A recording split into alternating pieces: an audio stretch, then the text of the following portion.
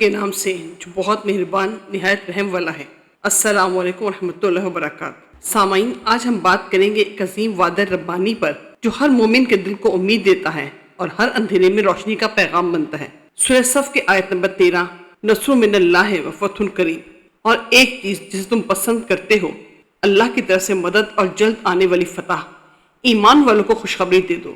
یہ جملہ محض ایک دعا یا نعرہ نہیں بلکہ اللہ تعالیٰ کا سچا وعدہ ہے جو تب پورا ہوتا ہے جب بندے میں ایمان، صبر، تقوی اور جد و جہد ہو۔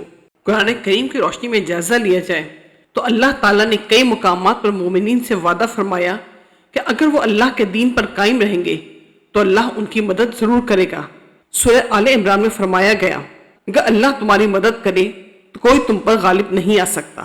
اسی طرح سورہ انفال میں فرمایا گیا، جب تم اپنے رب سے فریاد کر رہے تھے تو اس نے تمہاری دعا قبول کی کہ میں تمہاری مدد کے لیے 1000 فرشتے بھیج رہا ہوں۔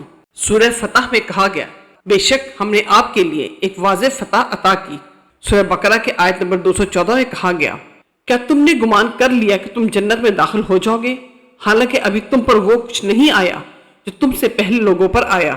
اسی طرح سورہ محمد میں فرمایا گیا، اے ایمان والو، اگر تم اللہ کے دین کی مدد کرو گے تو اللہ تمہاری مدد کرے گا اور تمہارے قدم جما دے گا۔ سورہ طہ میں ارشاد ہوا، اللہ تعالیٰ نے حضرت موسیٰ علیہ السلام اور ہارون علیہ السلام سے فرمایا، میں تمہارے ساتھ ہوں، سب سنتا ہوں اور دیکھتا ہوں۔ یہ الفاظ ہر اس انسان کے لیے ہیں جو دین کے راستے میں ڈٹا ہوا ہے، اللہ کی مدد اس کے ساتھ ہے۔ سورہ توبہ میں ارشاد ہے، جب نبی کریم صلی اللہ علیہ وسلم نے اپنے ساتھی ابوبکر رضی اللہ عنہ سے کہا، غم نہ کرو، بے شک اللہ ہمارے ساتھ ہے۔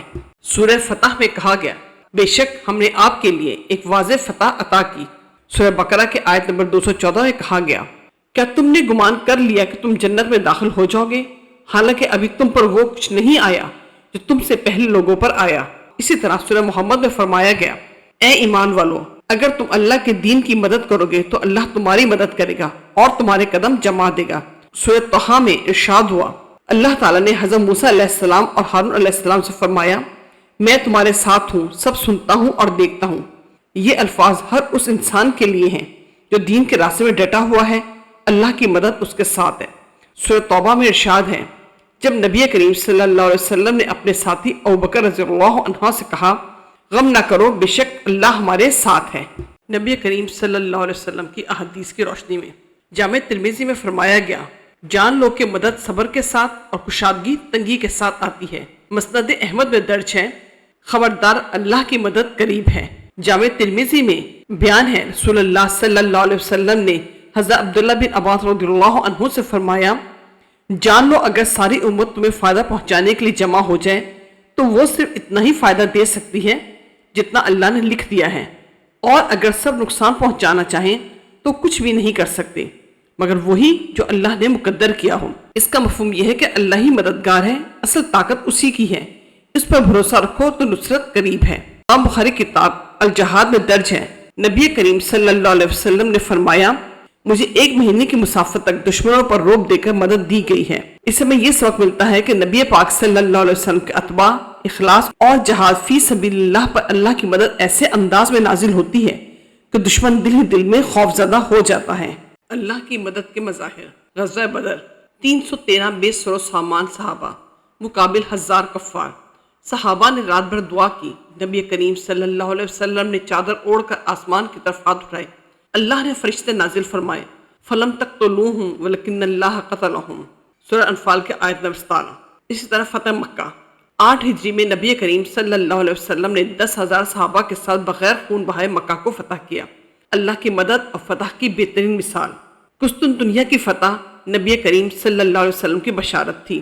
23 سالہ سلطان محمد فاتح نے 1453 میں قسطنطنیہ کو فتح کر کے اس حدیث کو سچ ثابت کیا۔ صلاح الدین ایوبی کا بیت المقدس کی بازیابی۔ 87 سال بعد صلاح الدین نے بیت المقدس کو صلیبیوں سے آزاد کرایا۔ صبر، تقوی اور جہاد کا نتیجہ، فتح قریب۔ اسی طرح حضرت خبیب بن عدی رضی اللہ عنہ کا واقعہ ہے، جب کفار مکہ نے انہیں سولی پر چڑھایا تو ان سے پوچھا گیا، کیا تم چاہتے ہو کہ تمہاری جگہ محمد صلی اللہ علیہ وسلم ہو؟ انہوں نے کہا، اللہ کی قسم، میں نہیں چاہتا کہ محمد صلی اللہ علیہ وسلم کے پاؤں میں کانٹا بھی چبھے اور میں اپنی جگہ آرام سے بیٹھا رہوں۔ ایسے ایمان پر ہی اللہ کی نصرت نازل ہوتی ہے۔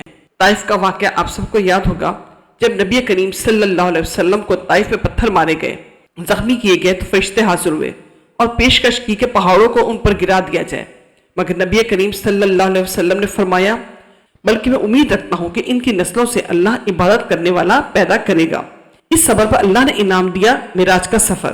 عمر بن عبدالعزیز کا عدل کا واقعہ ہے۔ خلیفہ وقت عمر بن عبدالعزیز نے جب بیت المال کو عدل سے چلایا تو فتوحات، عدل اور برکت کے دروازے کھل گئے۔ یہ بھی نصرت الہی کا ایک مظہر ہے۔ روحانی دعائیں جو نصرت الہی کے لیے پڑھی جا سکتی ہیں۔ حسبنا اللہ و نعم الوکیل، اللہ ہمیں کافی ہے اور وہی بہترین کارساز ہے۔ لا حول ولا قوت الا باللہ، نہ طاقت ہے نہ قوت مگر اللہ کے ساتھ۔ اللہم انصرنا فانک خیر الناصرین، اے اللہ ہماری مدد فرما، بے شک تو بہترین مدد کرنے والا ہے۔ آج کے دور میں اس ویڈیو کا پیغام یہ ہے، آج اگر امت مسلمہ پر ظلم ہو رہا ہے، اگر فتنوں نے گھیر لیا ہے، اگر دشمنان اسلام متحد ہو رہے ہیں، تو یاد رکھیں نصر من اللہ و فتح قریب، لیکن شرط یہ ہے کہ ہم اللہ کے دین کی نصرت کریں، گناہوں سے بچیں، صبر کریں اور اجتماعی دعا و اصلاح کی طرف لوٹیں۔